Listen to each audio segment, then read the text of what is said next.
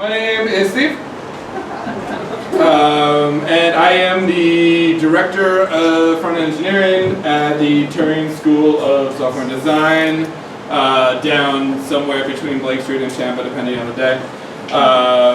We basically started a front-end program 6 weeks ago to in addition to the Ruby on Rails program that has been there for the last 2 or so years. Focusing on building up really great front-end skills in JavaScript, as well as its good buddies, HTML and CSS, and kind of focusing on building those skills up, and then eventually going into mastering all of the front-end frameworks, right? So they're coming out, Ember, React, all that kind of stuff. 7-month program, we're always looking for new friends, and I mean that both hey, come work with me. Yes, totally come work with me. Come work with me, and for me, really, because I'm the director. But 2 is we're always just looking for mentors who want to work with students, or people who just want to come hang out for a few days, and teach some stuff, or work with some students on stuff. So if that's something that sounds interesting to you, you should definitely talk to me after this. I brought stickers to make the whole social interaction less awkward. That would be really great. And we can be hey, can I have a sticker? I can give you a sticker, and then we can start talking about something else. Or we can end it. You're I don't want to talk to him anymore. Give me a sticker and let me put it in my bag and walk away. That's also legit. Either one is fine with me. We can start or end the transaction with a sticker. Just no stickers in the middle, please. I'm also the author of Electron in Action by Manning. By the author, I mean it's 3/20ths done. So it's a work in progress, but you can totally pay full price for it now. And then as I finish chapters, you'll get them. Actually, so chapters 1, 2, and 3 are available now. 4, 5, and 6 are written. I submitted them. Right. I assume they will one day become available. So that's really cool. It's about building desktop applications. So if you ever use Atom or Visual Studio Code, or has anyone ever used Slack? Slack for Mac is actually not an Electron app, but it is for Windows. But they're about building desktop applications with JavaScript, HTML, and CSS using web technology. So it's all about building a series of applications from the ground up. Lastly, in my own kind of self promotion, is I'm also the organizer of a conference called Dinosaur.js, which happened this June up in the Berkeley neighborhood of Denver. So it's a part of the JSConf family of conferences. So JSConf as a whole, right? There's currently no JSConf US these days. It's on hiatus, but there's a bunch of local ones. So Cascadia.js is going on right now. Empire.js happens in New York. So it's a bunch of local JSConfs. So Dinosaur.js is Denver's own JSConf. Its first iteration was this June, and 2017 will probably be June 30th. Of next year. Nobody knows that. Don't tweet that. I don't know. Could be a lie. You can tweet it, but someone might call you a liar later on if I end up changing the date. But yep, sold out conference, super cool. So considering I'm going to make some assumptions that most of you are in the Denver metropolitan area, you should totally come visit us next year if you didn't get the opportunity to this year. Lastly, one thing that's really cool about having a super small venue is that we're all a big family. And if you have any questions as we go through this and you want to kind of talk a little bit more about something, feel free to stop and ask any questions. And if it is a future slide, I'll be one moment please. But if it is something else, I'm more than happy. I kind of built in time to answer questions, so that's a thing too. All right, so we're gonna have a 45 to an hour long talk on asynchronous JavaScript. We should probably pull it into 2 parts. One, what does asynchronous mean? And then we don't have time for what does JavaScript mean. But hopefully we will square what does asynchronous JavaScript mean at least. So to find out what asynchronous JavaScript really is, or what asynchronous code really is, I think what we should do is to torture some metaphors. I've heard that a watch pot never boils. I have attention deficit disorder, so I wouldn't know. Basically, I see a shiny object sometime between turning the fire on and the fire. I have an electric stove. Yeah, I'm not a caveman. I don't want to get into stoves right now. It's too early. But apparently, if you watch a pot, it doesn't boil, right? And so thinking about this, thinking about asynchronous versus synchronous code as far as cooking, right? So if you were to cook a meal synchronously, Well, you would turn on the stove with the pot of water, you put it on there, and then you would stare at the pot, and you'd wait for the pot to start boiling, and then once the pot stops boiling, you can go on to do the next thing, which is like chopping some vegetables, right? And then you can chop the vegetables and you can put it in. Now that doesn't make any sense to do normally, right? Like normally we would like maybe start with boiling water. Also, why are you boiling vegetables? I don't really know. It's just do literally anything else with them. But in this metaphor, we're boiling vegetables because that's how we eat. I don't know. And so you would watch the water boil, stand there, wait the 10 minutes or apparently infinity if you're standing there watching it boil. And then and only then, once it was done, could you move on to the next line of your code, which is chopping vegetables, right? And then after you're done chopping vegetables, then you can put them in there and watch them cook. I'm not sure. If we were doing it asynchronously, on the other hand, which is mostly how we tend to do this, right? What we would do is we would like turn the water on to start boiling. We would then turn our attention to chopping up all the vegetables. Around the time you hear that sizzling, because the water's like boiling over and it's like creating a giant mess on your stove, right? That means the water's boiling. And then you would turn your attention back to that and go ahead and like throw the vegetables in and have your delicious, delicious meal of boiled vegetables.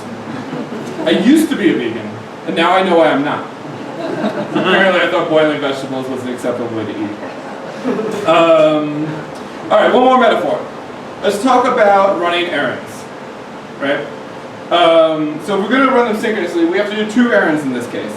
We are going to go to the pharmacy, Walgreens on Federal, and we're going to go to the grocery store, the Safeway on Federal. You might have different ones in your life. These are mine. If we're going to do it synchronously, we'll have this gentleman here. He'll go, he will take his prescription, drop it off, wait a little bit, get his prescription back, and then go down, go grocery shopping, give them some money, get a carrot to boil. And so we do one at a time. Now, I've kind of like discussed this metaphor with my Turing students, and they keep pointing out that Safeway has a pharmacy. Doesn't work, right? But it seems like there's a lot of wasted time here.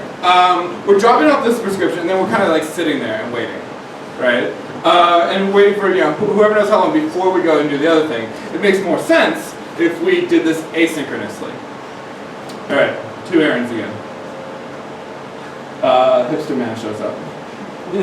Drops off prescription. Cool. Like while the prescription's over at the pharmacy, because I don't know why it takes so long to like put some things in a jar, but apparently it does. I can go ahead, I can get my groceries, and then after I'm done getting my groceries, I go back up and I pick up my prescription and I come home. Right? So that would be like, we can go do one thing, when we get some kind of information, we can go back and do the other thing. Now, you might have heard that JavaScript is single-threaded. So you're like, how can I do two things at once? Right? And that's like half true. It's like 1.5 threaded. Like, don't quote me on that.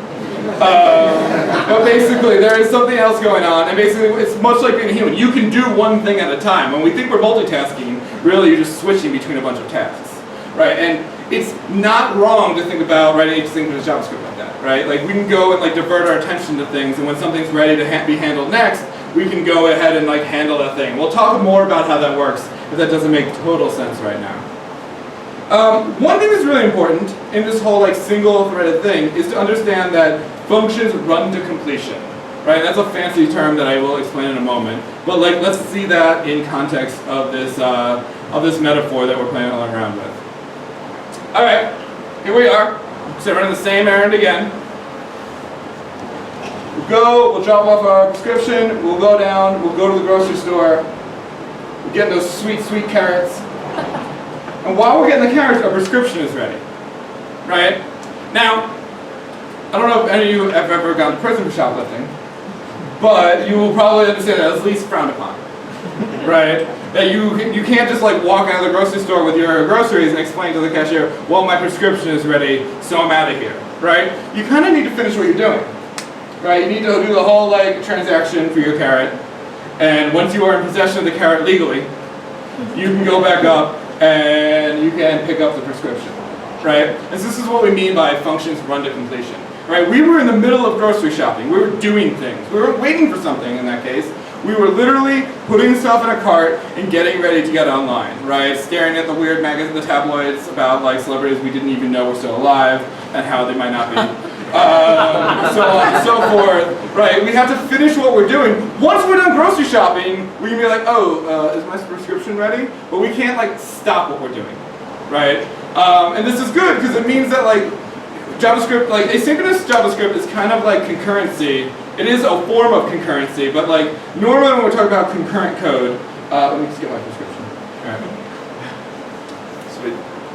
Normally when we're talking about concurrent code, right, you can have things like race conditions. You have two threads running at the same time, and one of them changes X before the other one changes X, and the other one thought X is this thing, and you have these problems. We actually get a lot of benefits from this. We get benefits from the fact that like things, like while a function is running, nothing else in the world is going to change, right? So I said before, functions run to completion, right? What does that even mean? Like you all just like, yeah, sounds cool.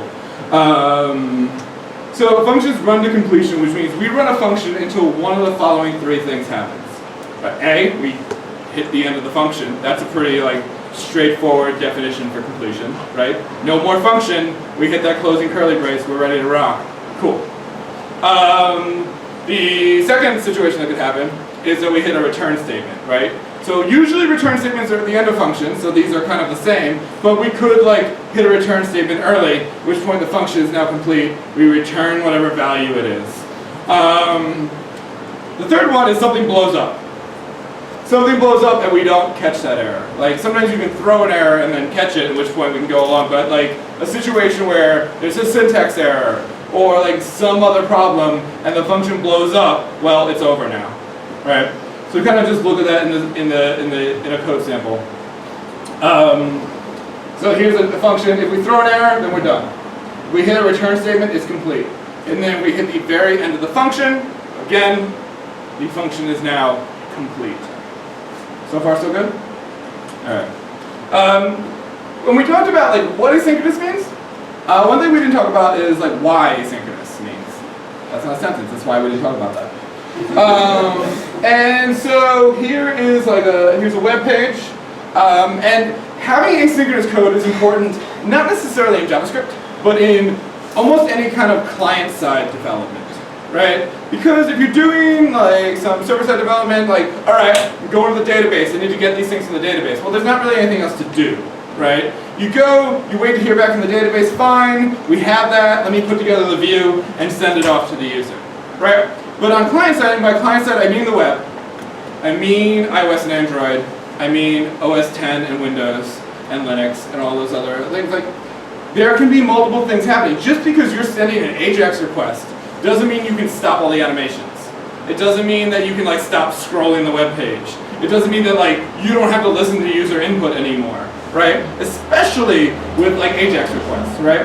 Because you're in the situation where you could send that AJAX request, but there's no promises that like you're going to hear back from that server, that you're going to hear back from that server in a timely fashion, right? Like you can't just lock up the entire user interface. And before like Chrome and Safari had multi-process architecture and Firefox as of like this week, you would lock up the entire browser if you didn't have asynchronous like code. And that's not really okay, right? You can't do that. So most client-side languages and client-side frameworks have some way of like allowing asynchronous code. So here we have a web page, and we have a mouse. He's moving around, selecting some text. We got a pointless animation over in the corner. Seems cool. We have some CSS hovers. I got that start blocking button. I'll click that. The animation stops. I don't get any more CSS hovers. I can't select any text, right? This would be what would happen if code was blocking. And if you put your mind to it, and you try really hard, you can write blocking JavaScript, right? You want to see some? This is the code that I wrote to block up the entire UI, which is just a while true loop. And so it's just an infinite loop, and eventually, you've seen what happens when code starts blocking.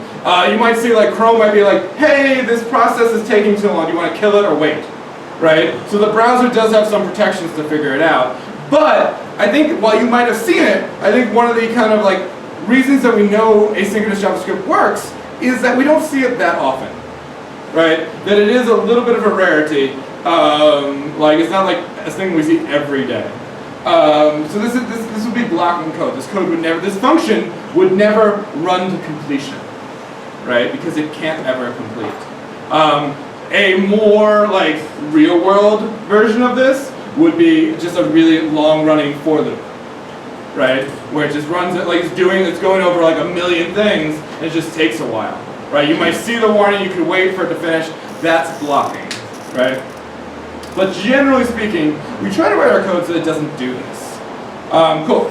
So one of the secret things about asynchronous JavaScript is that it seems like for a lot of us it's like black magic, right? We know that like we can't write that variable outside of a callback. Like very few of us like understand how asynchronous JavaScript works. Luckily, we will all by like 5:15 today. We will be some of the chosen few who understand how asynchronous JavaScript works. It's actually pretty simple. But like most of it, it's not that we understand it. We just like know the rules that we're supposed to follow. Right, I know I'm supposed to give this thing a callback, and I know that like I give that callback a callback until my code starts like inching towards the right side of the screen. It's totally fine. And I know that if like I have like something in that callback, I can't have it outside of that scope.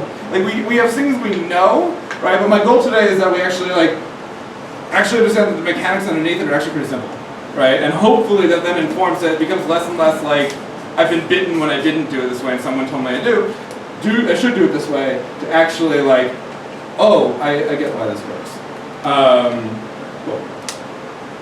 So the truth is that asynchronous JavaScript is just based on events, right? And a lot of us who do client-side engineering on the web are very comfortable with events, right? We listen for clicks, we listen for hovers, key up, key down. These are all events that we listen for, right?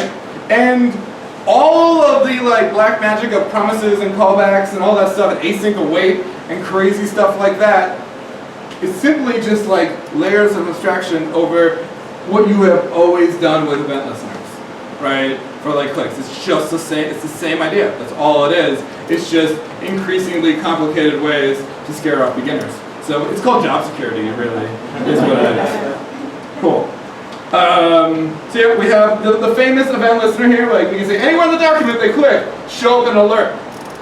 FYI, alerts are blocking. So if you want to like also block, you just throw an alert and like every animation will stop. Everything on the page will stop as well. So it's a cool way, like what is the simplest way to like try out blocking?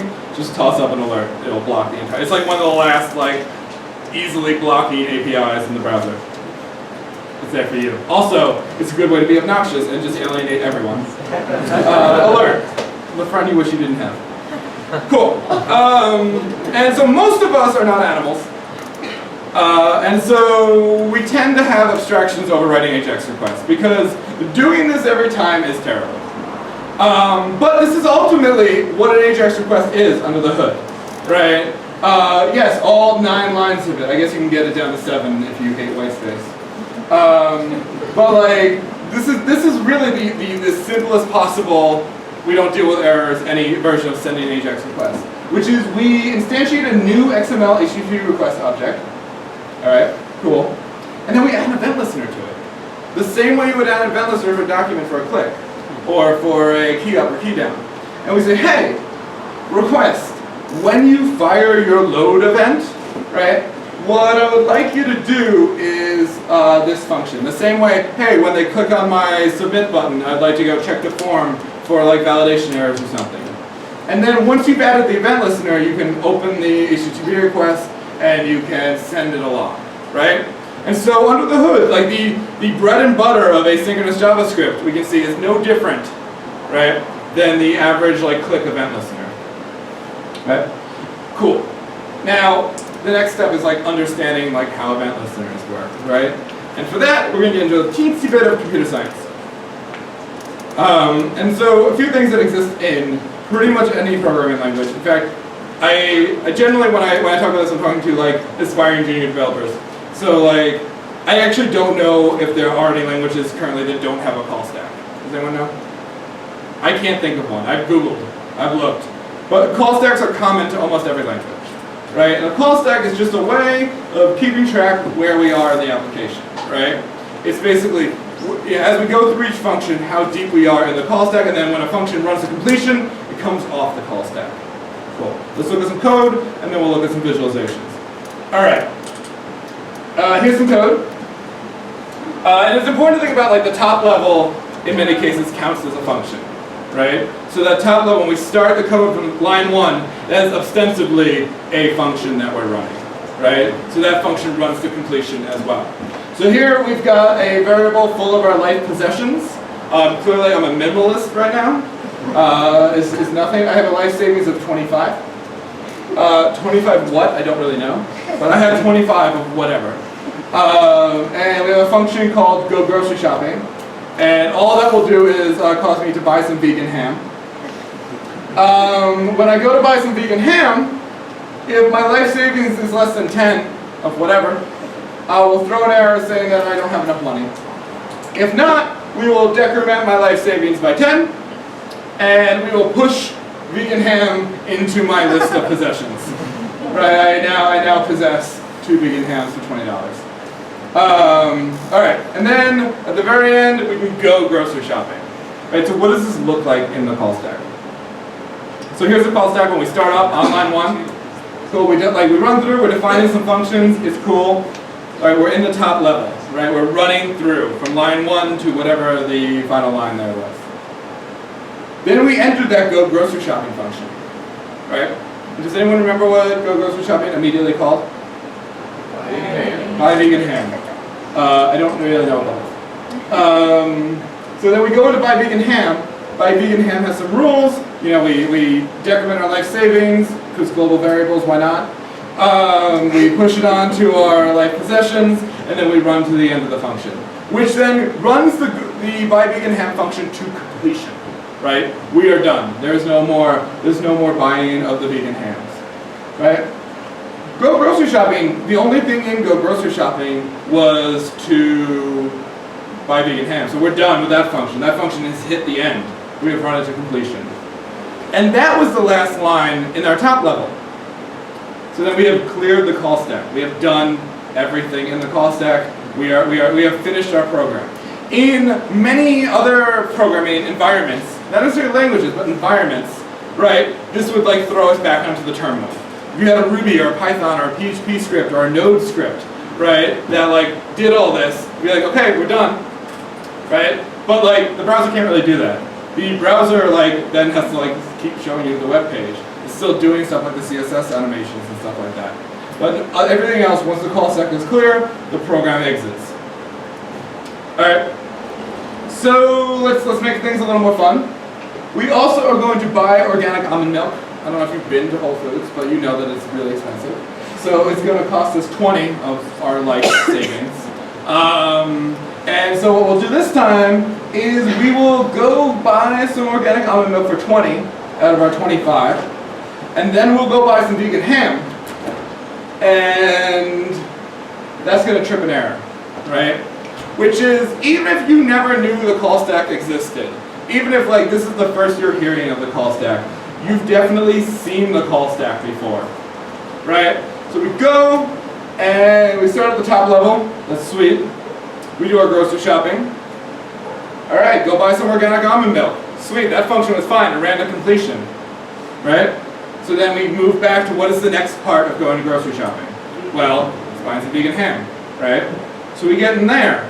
Except, if you remember, buy vegan ham says if my life savings is less than 10, it throws an error saying I don't have enough money, right? So what happens is that's the other way a function can run to completion, right? It can blow up, which like lights that one on fire, which then that's uncaught, lights that one on fire, lights the top level on fire, which brings us to where we have seen the call stack before. In the Chrome developer tools when we screw up. Right, and you'll see that giant stack trace. That is where you stack trace, right? Call stack. Get it? It's all coming together. That's where we've seen the call stack before. Is whenever we've had an uncaught error, whenever things have blown up, we can kind of see where everything is. So here it starts at the top level, which is a file on my desktop, right? Line 21 called go grocery shopping, which is defined on line 6.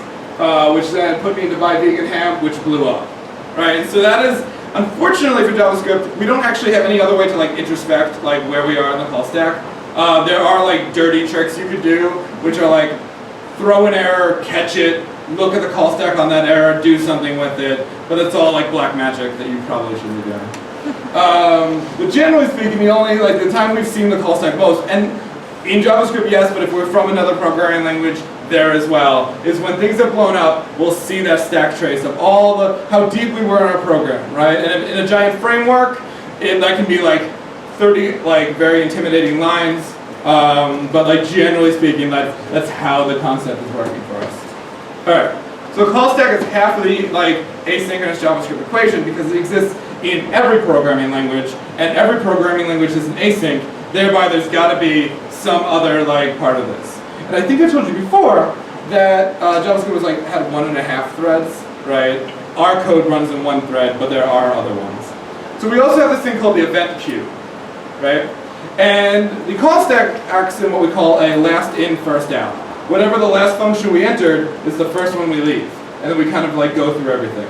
The event queue is more like the line at the grocery store, right? Get online, first person there is the first person we deal with, right? And then that mysterious other thread that we have is something called the event loop. And the event loop is kind of like my 4-year-old, and he just keeps asking me like, what do we do now? What do we do now? And so what happens is whenever the call stack is empty, right, the event loop kicks in. Anything for me to do? Anything for me to do? Anything for me to do? Anything for me to do? Right? And it keeps waiting until there is something for it to do, right? So the queue, for instance, as events happen in the browser, and events that we're listening for, right? It's kind of one of those very like deeply philosophical questions. If a click event happens on the document and no one's added a listener, did it really happen? I don't know. I don't have enough time for that. I have an hour. But like for the ones we listen, like we might have like a very important click event, some mildly important AJAX response, a frivolous click event that we're listening for. And we can't deal with them all at once because our code runs in a single thread. We can do one thing at a time, right? So what happens is all the other things that we need to do are prescriptions coming in and stuff along those lines, wait patiently in the event queue, and we'll get to them, right? Unlike my to-do list, where if one thing is a phone call, I'll never get to it, we do everything in order. So we handle the important click event, we handle the AJAX response, we handle the click event, right? And that makes sense. The more interesting part is how they work together. So here we'll have the call stack and the queue. And we'll have the top level, we'll go grocery shopping, we'll buy some vegan hams, right? Some AJAX can come in, it has to wait until the call stack is clear. All the things happen until all of our functions run to completion. Once all of our functions have run to completion, okay, what's on the call stack, right? These are when we start to handle our asynchronous events, right? And so then we'll move that over the call stack, whatever like function it was set to handle, we'll go and do, we'll finish that, and then if it's empty, we can handle stuff immediately, right? And so this allows us to kind of like keep animations going and stuff along those lines, and do everything in the browser. Anything that's currently happening, just waits. And we handle it one at a time. And in the middle, like these are the things we added, some other things can happen. The browser's like, yeah, I need to like re-render the DOM if that's cool with you. Right, and stuff along those lines. I need to like request a new animation frame. I need to do stuff like that one by one, and it like the browser will kind of put stuff in there as well. Right, and it'll handle the quick event, and then it's gone, and we wait. Right, maybe the browser's doing stuff, maybe it's not, maybe the user, other things are happening. At this point, with a little bit of time into our talk, about half an hour in, I need to tell you a deep, dark secret about asynchronous JavaScript. There is no such thing. Asynchronous JavaScript does not exist, right? It turns out that there's nothing, this is a half-truth, there's nothing in the JavaScript language that makes it asynchronous. The ES6 spec has some like weird edge case thing, but generally speaking, for the last 20 years, like there is not really any part of JavaScript that is asynchronous. JavaScript is as async as Ruby, Python, or PHP are. There's nothing in the language itself that makes it async. It's actually the environment, right, that makes JavaScript asynchronous. And what do we mean by the environment? Well, that used to be a really easy question to answer, and it got just 1 degree harder. The environment is the where that JavaScript is running. So it is the browser, or its node, or something along those lines, right?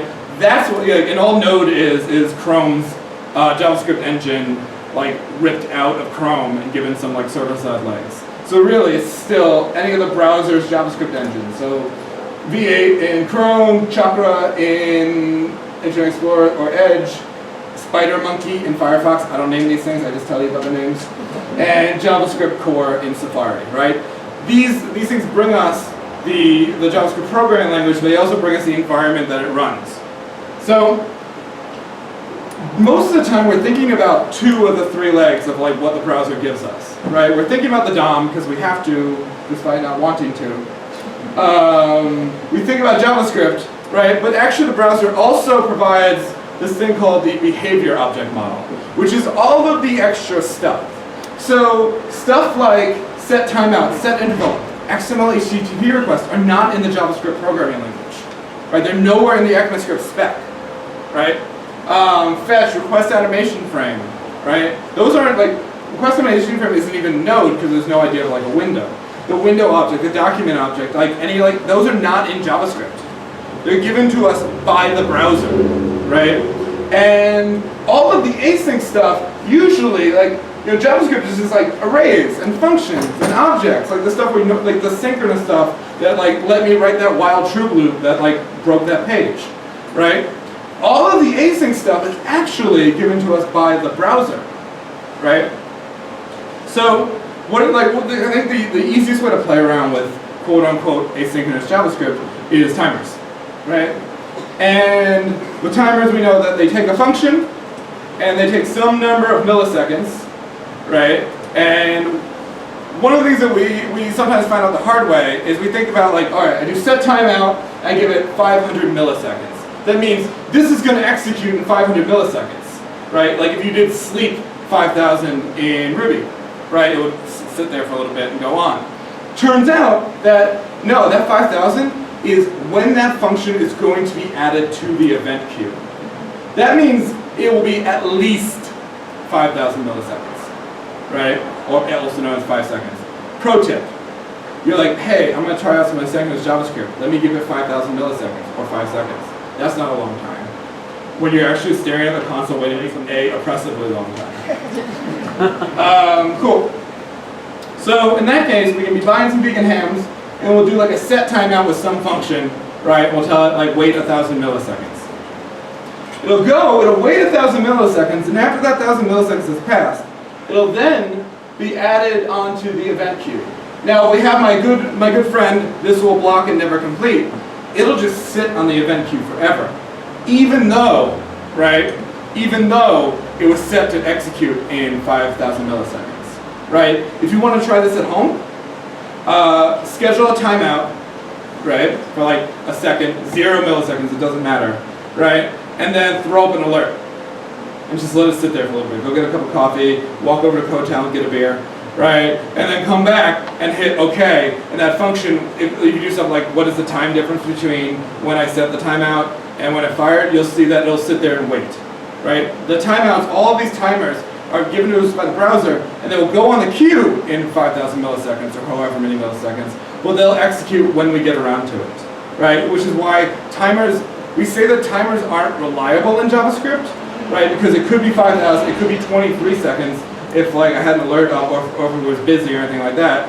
Timers are reliable if you understand how they work, right? They're reliable when you understand that they go on the queue in that amount of time. But maybe they don't get around to executing if you have a giant for loop. There is another trick that people do with timers, right? Which is, let's say you pulled this big load of data from an API, right? And let's say it's got 10,000 rows you want to display on a table. And for some reason you're going to display them one by one, right? A lot of times when people use this, they'll use a timer with 0 milliseconds and do the first 5 and then schedule the next, and then schedule the next. And this allows the browser to step into the event queue and be I need to rerender the DOM, I need to respond to some user events, and it's a way to make your code seem like it's non-blocking, even when by breaking it up into 5 rows. All right, put the other 9,995 onto the event queue. Cool, do another 5. And then we keep putting them on there. And it's a way to like have this performance boost because like, you know, your app is responsive again because every 5 rows, the browser can get in and see like, did any click events come in between when I did those last 5 rows? Let me handle those first. Or do I need to re-render the page or anything like that? So it's an amazing, amazing performance hack, right? Your code is not running any faster, but you're kind of like multitasking between different things and making your code seem like it's running in parallel, even though it's not. Cool. So, generally speaking, raise your hand if you've ever like, let me rephrase it. Raise your hand if you regularly write your XML HTTP requests like that. With like, making a new object, adding an event listener, and sending it off. Yeah, I don't either. Right? And it's because it's a little tedious, like 9 lines, but that didn't even handle any errors or really do with anything in the function. Like we don't do that. We send a lot of AJAX requests. So what we've done in the past is we've come up with abstractions. Right? We've come up with abstractions that make this easier for us. Right? And one of the easiest ones to implement is this one called the callback pattern. Right? And the callback pattern is basically a very simple JavaScript. It's nothing special. Right? It's basically, we take advantage of the fact that functions in JavaScript are first-class citizens. Right? Which means you can pass a function as an argument to another function. And then we call that function somewhere in that first function. Right? I just said the word function a lot. So we'll work through it, but bear with me. I heard you like functions. So we pass them to other arguments, and so this is the simplest example of how we might use a callback. If you've ever used on arrays for each or map, that function you handed is technically a callback. Right? If you look at the MDN docs, because you're looking at the MDN docs and not the W3C school ones, the W3 school ones, right? You'll see that they call that parameter a callback most of the time. So here is a function called a callback sandwich, and we can pass it a function, and it will console log top piece of bread. It'll do whatever we passed in as that function, and then it will console log bottom piece of bread. That is like a very simple idea of like the callback pattern, and it allows us to create these functions that maybe do a common setup and a common teardown, but allow the user or whoever's the developer to pass in some custom functionality in there. So then we can say callback sandwich and give it a function called console log American cheese, and we'll get top piece of bread. It'll call that function, which will console log American cheese, and then it'll console log bottom piece of bread. Right? So we can sub in. If you have something that you're doing repeatedly, right, with just something tiny in the middle, you're a good candidate for like refactoring to a callback pattern, right? Because you can just like take all those common things that happen all the time, do them, and allow yourself to pass in a function for that unique piece of that code, right? Sometimes we will guard against things blowing up because like if you didn't pass it something or you passed it something else, like it'll try to call that a function which will blow up, so here we'll just check that it's a function. But like there are various nuances to the pattern. But the pattern is basically, I'm going to give you a function to call somewhere in the middle here. Cool. So remember that XML HTTP request we wrote? If not, here it is again. So now you remember it. This is kind of tedious. If only we could refactor this into a very simple callback-based AJAX request. All right, we can do that. So, but first, let's like take a look at what are the component pieces here. Well, we've got like the method, we've got the endpoint, and we've got the what to do when we hear a successful thing. Everything else is pretty common to sending all of our very simple AJAX requests. So we'll go ahead and we'll make a new function, and it'll take the method, the URL, and the callback, because that's what we identified as like the kind of common pieces here. We'll move everything in because we're lazy. All right, now get is going to be replaced by the method.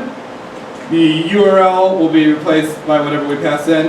And then this whole piece about what we do when we hear back, will the user, or the developer, right, in this case the user of our code, can pass that in to the unique thing that should happen when we hear back from this endpoint. Right, so we'll say, hey, whatever they passed in originally, what I would like you to do is go ahead and call that when we hear back from the AJAX request. So now we took this long piece of code, right, we did it once, and we've given ourselves this AJAX method that can basically take the get, the API endpoint, and the function that we want to call.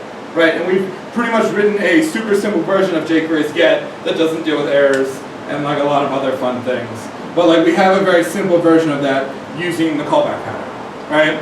And one of the big advantages of the callback pattern is that it's super simple to implement, right? Like you don't need to do any like crazy like black magic. You just like take a function as an argument and call it when it's time, right? And so that's one of the reasons that's very popular. It's very easy to implement.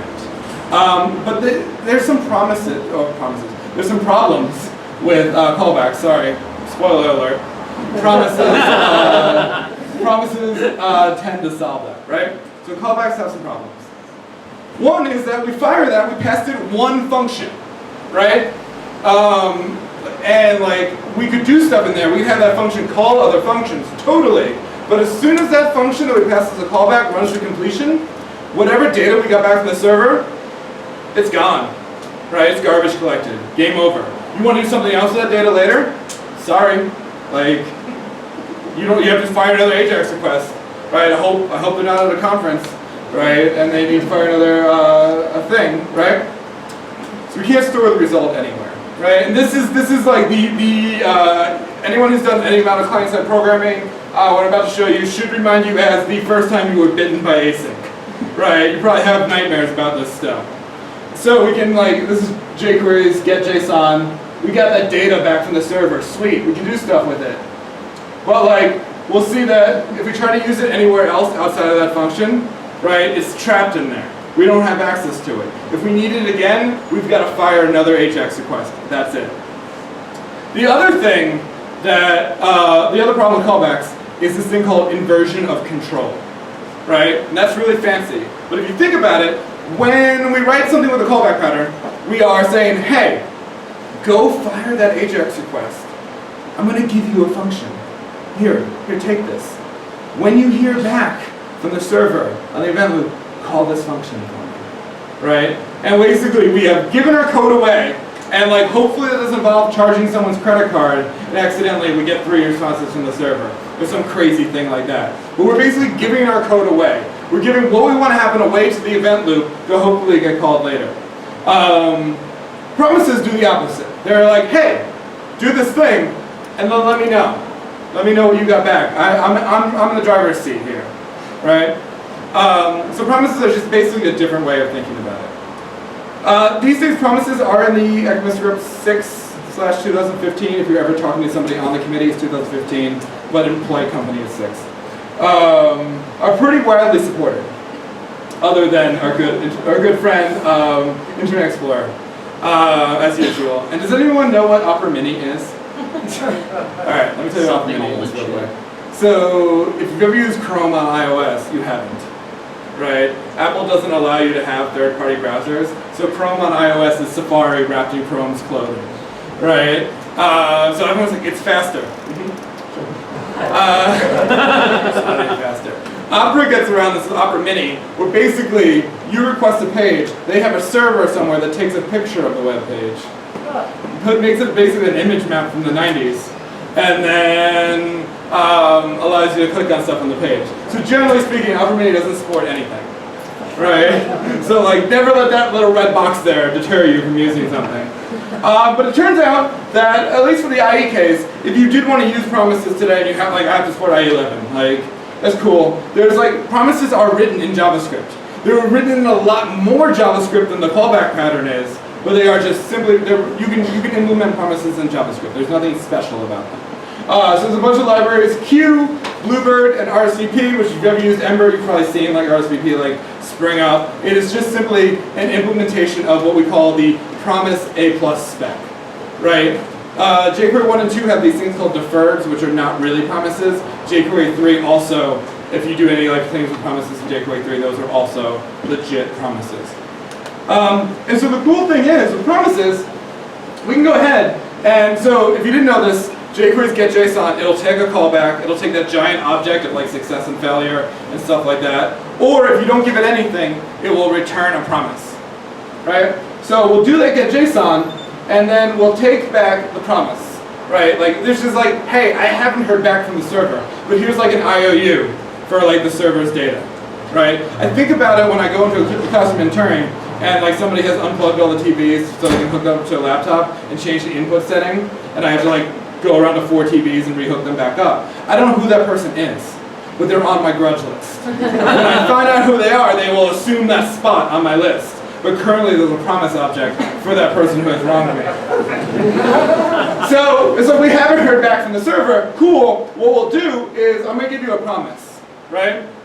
And when we hear back from the server, this is the eventual thing that we'll hear back from the server. So we say data, and then all promises have a method called then, right? Which is when we hear back from the server, what would you like to do?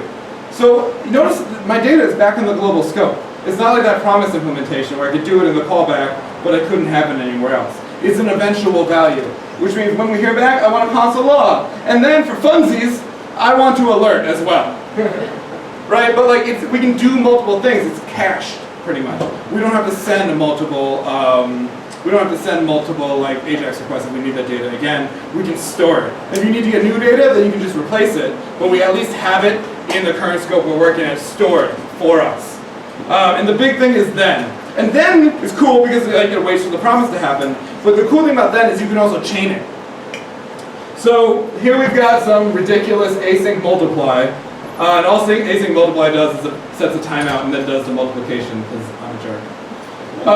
And we say then, what I want you to do is multiply that value by 1,000. And then we can chain another then. And that 2 times 3 is 6. I don't know if you know that. Times 1,000 is 6,000. But then the result of that one is then passed to the next one. So this would actually console log 6,000. Right? So you can like pipe the result that you got through to like multiple different functions. So you can like get me something and then like format it this way and then do this other thing. And the cool part is you don't have to do all the chaining at once, right? You can be like, hey, I want to get something from a thing. I want from a server, and then I want to like format the JSON I got back a certain way and do some stuff. And you can stop the chain there, and you can cache that.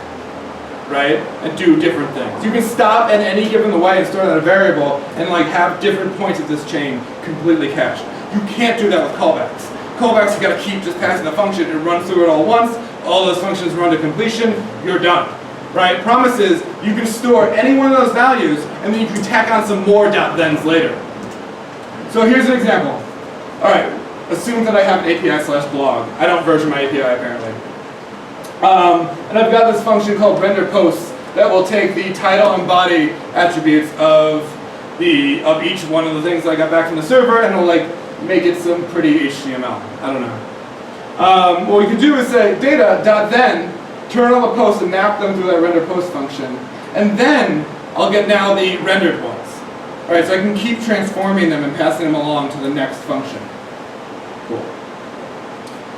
Now, the promises do have a major drawback, and they have a few drawbacks. One is like promises don't really give us any indication on like how much has been loaded from the server. Like people have said like it would be great if we're going to like change the callbacks if like I could hear back I got 50% of the data from the server or something like that. All progress bars are lies. Sorry. We don't really have really great ways of doing that in the browser.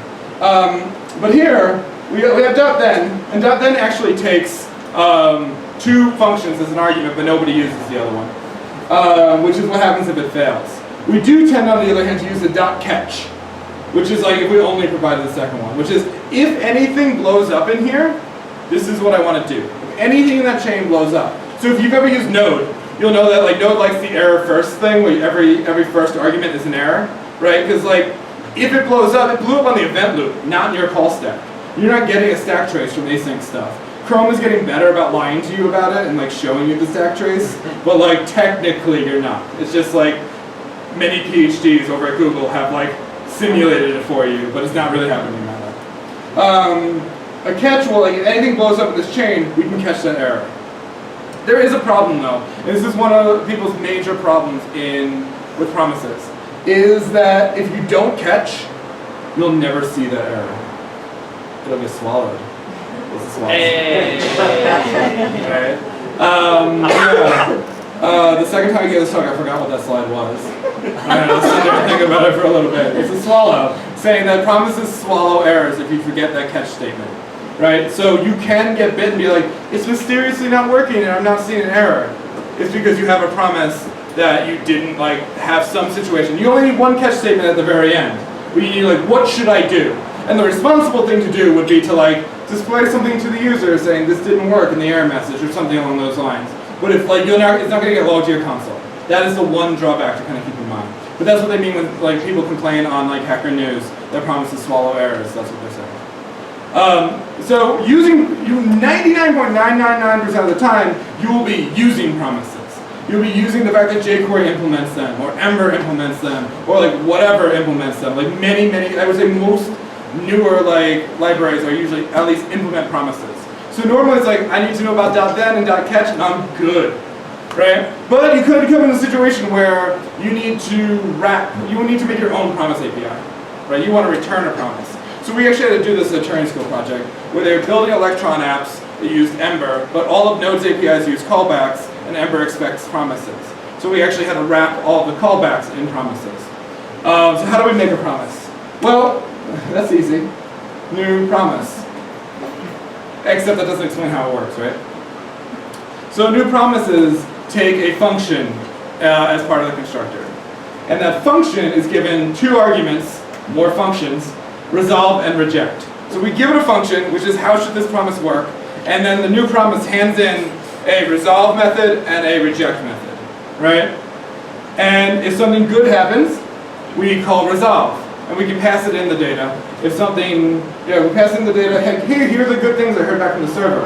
And then when we call .then, that's what gets passed into the then method.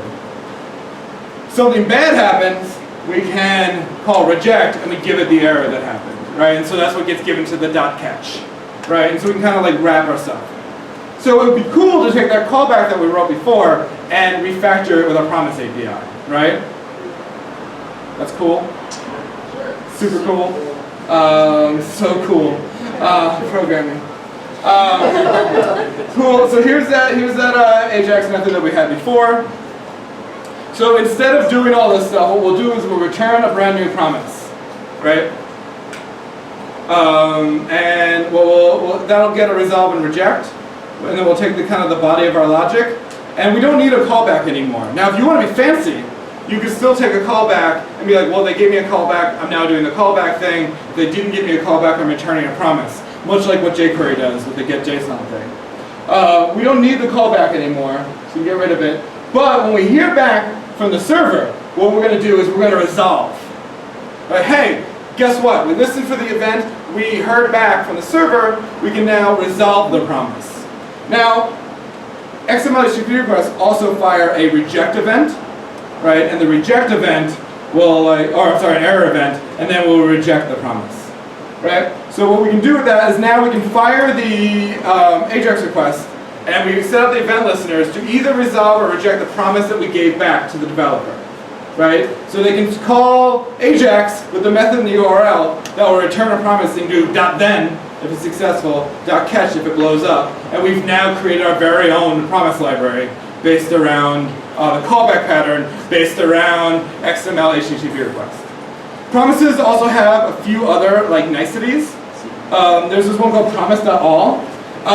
You might have had the situation where it's like, hey, so I need to hit the user endpoint, and with the users I also need to hit the post endpoint. I need to take back from both of those, and so what happens is you enter callback hell, right? Which is you have a callback, you get back the users, then you fire the one for the posts. And like you have to fire each one in succession, which is bad because what happens is that you have to like wait for each one to happen. So you fire the first, you fire the second, you fire the third, and so on. So promise.all will actually take an array of promises and return to you, if all of them succeed, the array of all the results. Promise.race will take an array of promises, and let's say we're hitting 3 different servers, but we only want to hit the first one we heard back from. Promise.race will only return to you the very first thing I heard back from. Right? So you don't have to worry about like, oh, and I got these other 2 results. Hey, hit these 3 endpoints. Whoever you hear back from first, go with it. Cool. Thank you very much. I'm here to talk to anyone afterward. I'm probably going to walk back and forth with the bears. But yeah, I'm happy. Also, yeah.